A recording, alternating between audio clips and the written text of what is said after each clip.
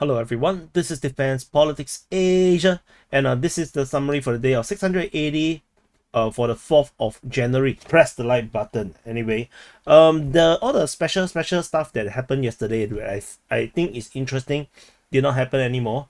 So there's nothing interesting about yesterday's interesting things. So today we have new interesting things, which I will talk about in a while. So let's take a look at what happened.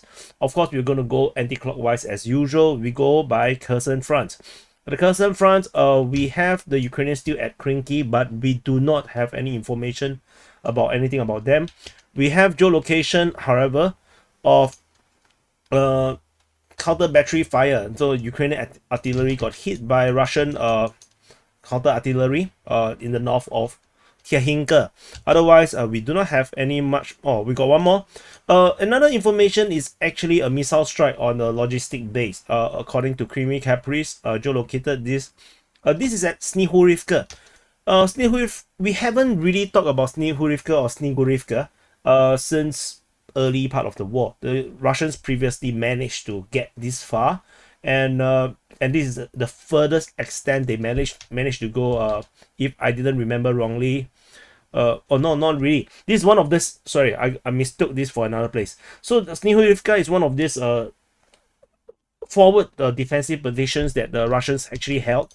They held around Snihurivka, leading all the way up along to the Vokresensky, and so this was, and then they actually managed to go all the way to Beshtenka and everything. So this was one of these major defensive location, Snihurivka, and this, and then eventually they have to give up this position. So it's interesting to see this name again. Long time no see.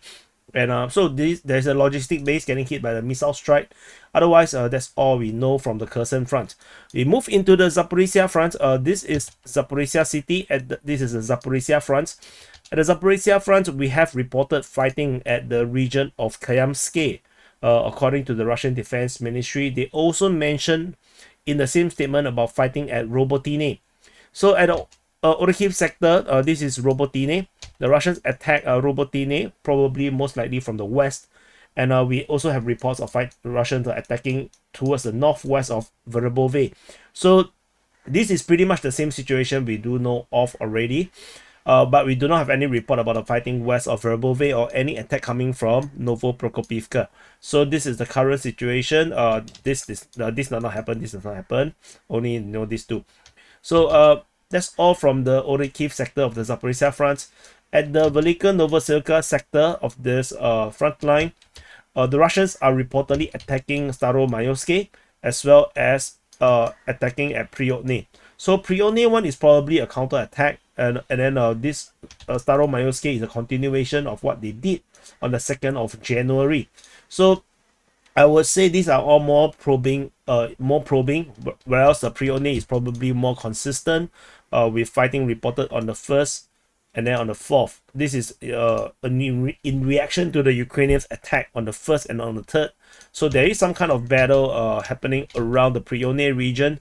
We are not sure what is the situation over here in terms of is there any frontline changes or whatnot, but we shall continue to wait and see how this goes. Over at the Donetsk Front, this is the Donetsk Front. At the Donetsk Front, we have fighting reported at Novomihailivka. According to the Russian and Ukrainian Defense Ministry, Russians are continuing to be attacking Novomihailivka. But the lack of detailed information is likely to mean that this is very positional in nature. And whereas over at the Marinka region, there is fighting reported at Georgievka, according to the Russian and Ukrainian Defense Ministries. The Russians are probably attacking, still very positional at this moment, as the Ukrainians have intact defenses around this area here.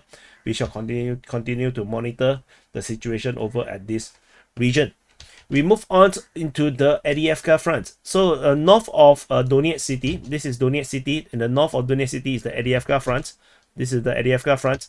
At the Avdiivka Front, the Russian forces continue their Avdiivka offensive, with fighting reported in the Novobakhmutivka region, in the Stepove region, in the northern part of Avdiivka. Likelihood this does not happen, not in the south or in the north, but like I said before, this is administrative when the Ukrainian Defense Ministry say fighting at Avdiivka, tentatively I'm going to refer to the bottom. But we might change if we can continue to have confirmation of fighting in the north of Avdiivka. Then we will move this reporting to this point. And then there is fighting reported at Pervomaisky and Nevelsky. So some geolocation of Russian forces at this position along the railway shows that the Russians have actually progressed down this railway. Ukrainian forces is geolocated very nearby, just on the opposite side of this tree line.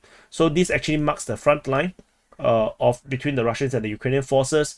Ukrainian forces are also geolocated on the eastern part of Badaichi. So the Russians are continuing to push in these various directions, particularly towards Novobakhmutivka and Ocheretany. So this is the situation over here. And over in the northern part of Avdiivka, there is a geolocation by Kreminna Caprice showing the Russian forces within the Dacha region. They are moving in this area here, moving south, and this actually prompts the update of the mapping by Deep State UA, which is very interesting. So the Deep State definitely have a very strong team of geolocators. They are able to constantly update the latest situation in the front line. So this is very similar to the sources that I'm following. So that's very impressive. Continuing over to the Bakhmut Front, there's nothing at the New York Front. At the Bakhmut Front, the usual continues, with Russians attacking Klishevka and Drievka towards Ivanivsky out of Kromove, as well as on the western part of Bakhmut city, as well as at Bodanivka. So this is still pretty much the same strategic situation over at this front line. Some geolocations include just an FPV drone attack over within Bodanivka. So that's something. Otherwise, there is nothing particularly very special about the Bakhmut Front in this past 24 hours. We move on over at the Siversk Front. Siversk Front, something interesting, just like Kayamsky, is a bit interesting, is the fighting at Spurny. So the fighting reported at Spurny again, according to the Russian Defense Ministry. So the last attack was reported on the 28th and 29th of December. So there is almost a week pause in terms of the Russian operations within the Spurny region. Well, of course, as usual, from the Russian Defense Ministry or any defense ministry's information is very vague, so we do not know in terms of details. We move on into the Kreminna Front. This is Kreminna city. At the Kreminna Front, the Russians continue their offensive in this region in the Serebransky Forestry as well as Dibrova. Fighting is also reported towards Yampolivka and Terny. Particularly, we have geolocations at Terny, on the eastern part of Terny, showing Russian forces along this tree line on these two regions here. So they are attacked by Ukrainian artillery. And however, this actually shows a change in terms of front line. If I overlay the previous day, you can see that the Russians actually made some progress in this region on the eastern part of Terny. So the front line changes is something like this. So this is the front line, and they move to this new line over here.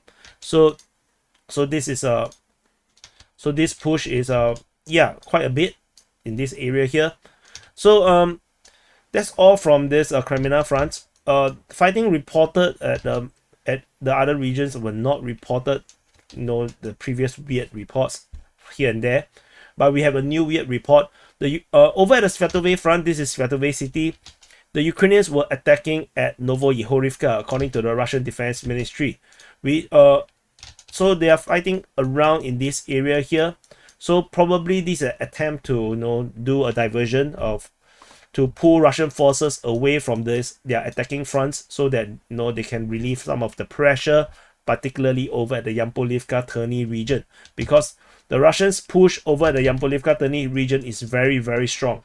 This push is very, very serious, and the Ukrainians, as I mentioned in the previous SITREP, really want to keep Terny. Terny is really important, so maybe they are the forces over at the Novoyehorivka region is tasked to create some ruckus to force Russian forces to be pulled up to this area here.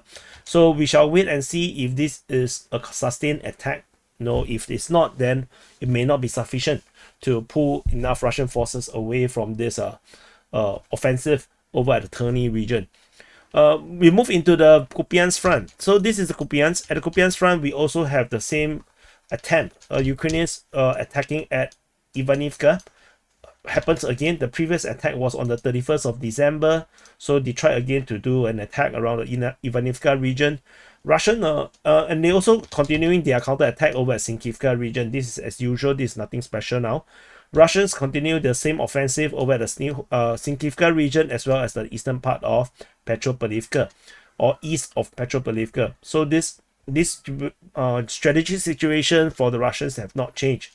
There is a video footage coming out from Sinkivka with the Russian forces driving out of this tree line and trying to attack the northern part of Sinkivka. And this is posted by the Ukrainian Defense Ministry, and this has been the same vector of attack that has been seen many times in many different footages. And it seems like these Russian forces just can't stop using the same tactic or the same direction of attack. And predictably, the Russian armored column did not go far. The first tank hit a mine or something and got destroyed, barely going into Sinkivka. So no, I did share this on the DPA Telegram channel. You can go and check it out in the DPA Telegram channel. And generally, it just feels very uncreative by this commander, by the Russian commander in the Sinkivka region. So anyway, this is a very short sit wrap. So this is the summary for the day of 680 for the 4th of January. Do press the like button, subscribe, and if you are not subscribed, and I'll see you guys in the next update.